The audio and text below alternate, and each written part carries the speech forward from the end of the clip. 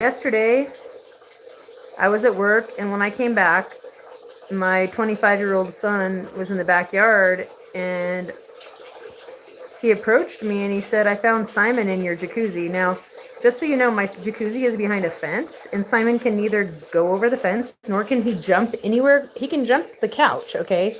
But he cannot jump as high as the ledge of the jacuzzi. Literally, just so you can realize, the surface he just jumped on is about 1 foot tall. I kid you not. It looks deceptively high. It's really way down there. Way down. So, and he was left in his own private separate fence that is not where the jacuzzi is. And I guess my son said he put him outside to go to the bathroom, and then he didn't hear him. And he went and checked on him. He didn't see him in the backyard, and he thought maybe he slipped out of the fence. So he looked around for him a little bit, and then he went back inside because usually Simon just wanders back up. And instead, he heard another noise, and he thought that my jacuzzi was making a strange sound on the machinery. And then he went to go investigate the sound, and it turned out that someone had picked our Chihuahua up, taken him over behind my fence, and dropped him in my jacuzzi while I was at work, where he was treading water underneath the cover for, Derek thinks, up to 15 minutes. He called the police, so they're supposed to do a phone report. There's only one guy it can be in the entire neighborhood. We live in a box canyon, and the same people have been living here for it's been on the 18th, it's going to be a year. And all the people here not only know Simon, but like Simon and get along with Simon. So it's the guy in number 8 who's been acting psycho. We have a neighbor who has PTSD from the Gulf War, who he has his own issues he's dealing with, but the guy in number 8 is not that guy. He's like a guy who is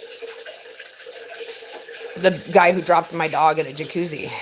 And a person who could drop a Chihuahua in a jacuzzi would go into someone else's backyard, take their dog, and drop their dog in a jacuzzi. What that's done for me is it's shown me that this person went to daycare when he was a child, and he was born a piece of shit, and he wasn't abused into being a piece of shit. I've read the Yale baby study, got the Andrew Bustamante stuff. I've got the science under my belt, the 80 to 20 Scranger to producer effect, the Pareto effect, and I realized that 20% of babies from birth without abuse, according to the Yale baby study, are hardwired as an intra-species evolutionary effect to bully and usurp against their own and to not really have a normal set of feelings. And that if the CIA book author, Andrew Bustamante, says that when the CIA puts someone on the field, the first thing they teach them is that this 1 out of 5 is non-negotiable part of humanity. That's always that way. The only thing stopping them from dropping your dog in a jacuzzi is fear of getting caught and fear of retribution. And so these people will hurt anything, an animal, a human. And in fact, they're not wired to have any sense of what we would call goodwill. As a matter of fact, but they are, even as 3 to 6 month old bullies in the study, it's proven that the babies that are bullies and like to watch bullies in a puppet show only like to watch other bullies. Oh no, they only like to watch non-bullies get bullied. So they're totally not into watching bullies get bullied. So at 3 to 6 months old with no abuse, in the Yale baby study, it's been proven that 20% of babies are born without abuse as bullies. CIA book author Andrew Bustamante supports this with what the CIA taught him. I was just watching Richard Grannon, who brought up a big clip of a huge doctor who gave a symposium speech recently, who said that narcissists are not driven by shame or self-loathing at all. They simply do not value the authentic, and they value the image. Now, a sociopath might even go so far as to abandon the image. And that's what they found. They found that about 20% of babies preferred bullying conduct, but that 19% of them only liked, so 19 out of the 20 babies out of 100 that preferred bullying conduct, 19 out of the 20 that preferred it only liked to see non-bullies getting bullied. But 1% of them, so 1%, 1 out of 100 that's bullies, will bully anyone. They don't have an in-group preference, according to the Yale baby study. So what that means is when you walk down your street, and I'm telling you science right now, and it's called a Pareto effect. It's the 80 to 20% producer to scrounger effect that goes on in all community species on it as an interspecies operational functionality for evolutionary survival of the fittest on planet Earth. Go look it up. I'm not making this shit up. And so it means like 20% of dogs bully other 20% of 80% of dogs, and 20% of lions try to scrounge and do exploit from 80% of lions, and same with humans. And so it doesn't matter what race you are or what color you are. So whenever somebody tries to make it into a racial issue, it's just another cover because it's 20% across the board. It doesn't matter. Like white people don't have 30% and then black people have 10. You all got 20% scroungers going after your own kind, no matter what race you are, and going after the whole human race, as a matter of fact. And so one of the interesting factors about this is that that means 1 out of 5 people. Imagine every house you're walking down your street and there's like a mom, a dad, and 3 kids in each house, or a grandma, a parent, and a couple of kids, or whatever. Every house has approximately 5 people in it.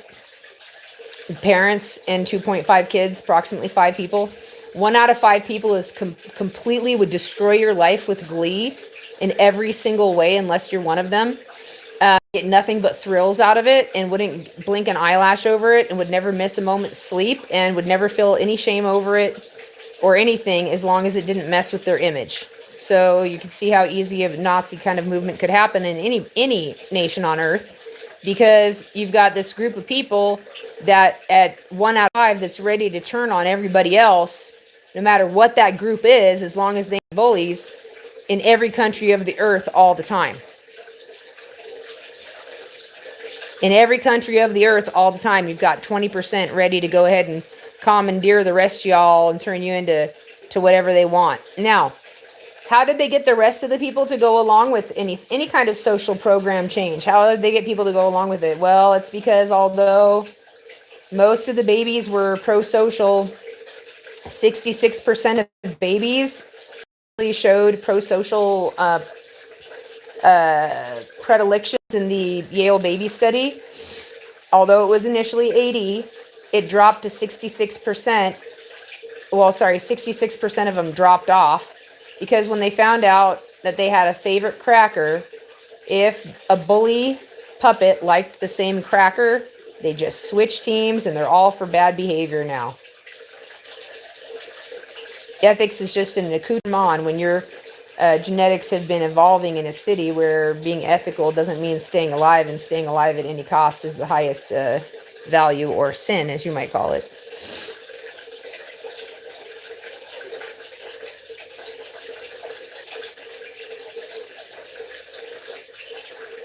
One out of 5. Every house you walk down the street, 1 out of 5 people in there would destroy your entire life. And it could be a baby, it could be grandma, it could be the little kid, it could be the dad, it could be the mom.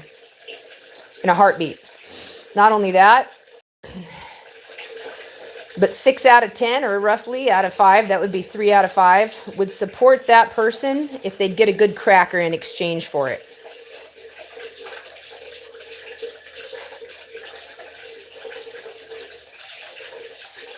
Who could root for the species, the race, or any of it? You really can't. You can't. I could just root for myself and watch me being the last one standing while I watch the multiverse and everybody in it blow up. Die of a plague. Or better yet, we have another theory, which is that the timeline after 1992 is a false. It's a farce. It's not true. Several things started to happen between 92 and 99. Like, several people had religious conversions that never had them before, and then afterwards sort of like woke up and were like, what happened? Prince Rogers Nelson, Anne Rice, and myself are some of them, but there's a whole bunch of Redditors as well. I do not observe. I know that ask me, hey, what year is it? I'll be like, yeah, you think it's 2026. And Trump put up some crazy picture 2 days ago of himself looking like he belonged on the Denver International Airport mural section. And what else? Like, I could tell you the basic shit, but I'm just telling you, I still think it's all a bunch of bullshit myself. You know, if there's a whole group of people who believe that they're Tartarians, have you heard the Tartarian thing? So a lot of people end up believing there was this whole Tartarian thing that happened. Have you heard of the Tartarian thing? Good morning, Dead Wolf. How are you? Do you have your coffee? I have mine. I'm glad to see you here.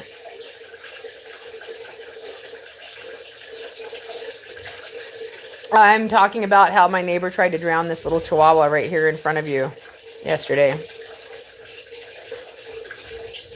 Walked in my yard, picked him up out of his own yard, put him in my jacuzzi, which he could never climb out of, and he was treading water and he would have died in there if someone hadn't gotten him. So if 20% of the human race is reprobate, by nature, not their fault, if you want to get mad about it, it's the God that made them and allowed them, and the whatever force allowed the system that allowed it. So if 20% is reprobate in terms of ethics as we understand it and what we've been taught in school, then 66% is extra reprobate because they like to look like they're okay, but they're not.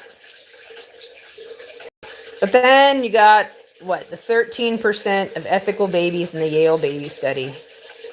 They're ethical towards everyone. Problem is, they're being ethical to the people who are very, very unethical. In fact, promoting and fueling the unethical behavior. At which point, you hope that a plague breaks out. Or you go back to 1992.